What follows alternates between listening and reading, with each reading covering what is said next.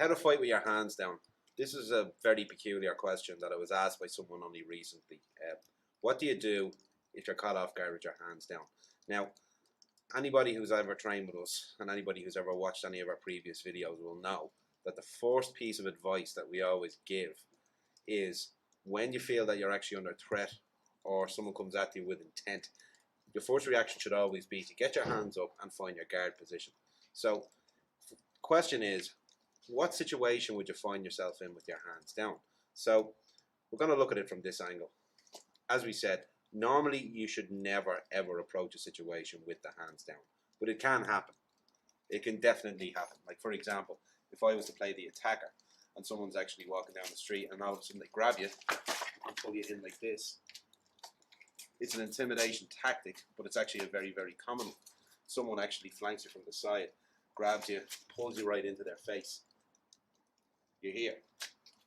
What position are you in here? The person's actually on top of you. Your hands are down. It can happen. It can definitely happen. It's a very, very common intimidation tactic. So how do we actually deal with that? First things first.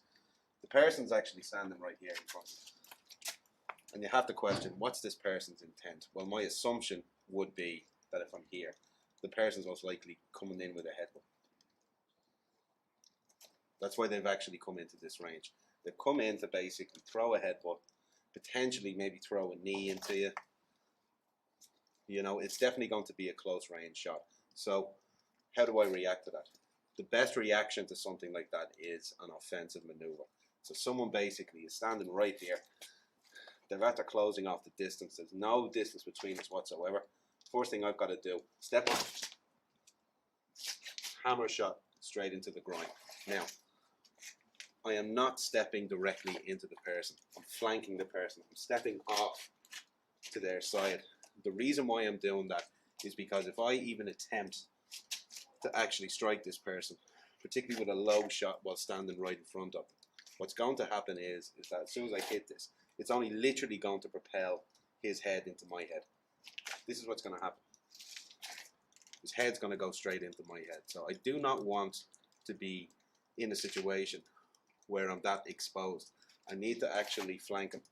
So I'm stepping off to the side, stepping off, hammer shot into the pelvis. I'm clenching in here. I'm bringing my knee up right into their abdomen. From there, I'm going to hammer, I'm going to hammer, I'm going to elbow. And there you have it. Alright? That is probably the best advice that I can give you when someone's actually in that tight. Do not, under any circumstances, think that it may be a smart move to either project yourself forward or project yourself back. Personally, I don't actually recommend headbutts as a means of self-defense, simply because headbutts are something that could go horribly wrong. I'm not saying they don't work. I'm simply saying that if at this range that I was actually to throw a headbutt, it is most likely that he's going to try and do the same thing. Alright? Which means we're going to end up in a clash. Okay, it's luck of the draw. If that actually happens, I could be in serious trouble. The other thing I don't recommend, just for this simple practice, is moving back. Because it's safe to assume that if the person has actually chosen to be this close to you, they've already made up their mind that they're going to hit you. They've already made their mind up. They wouldn't actually be that close to you if they didn't have the intention of hitting you. So you have to remember, I could step back. I could actually step back if there's a distance, if there's room behind me, and try and come in with a heavy shot. But most likely that's going to propel this person straight into me. They're going to move in with their shots. Another likely situation is that you could end up with your back against the wall. If your back's against the wall, you've got nowhere to go other than to the side or off at an angle. So one more time. We're going to do this. The person is actually straight in here at me. Okay? This is counter-offensive. This is not defense. I am choosing to basically throw the first strike in this situation. Right here, I step off to the side, hammer shot, clench up, my knee, hammer to the back of the head, hammer to the back of the head. If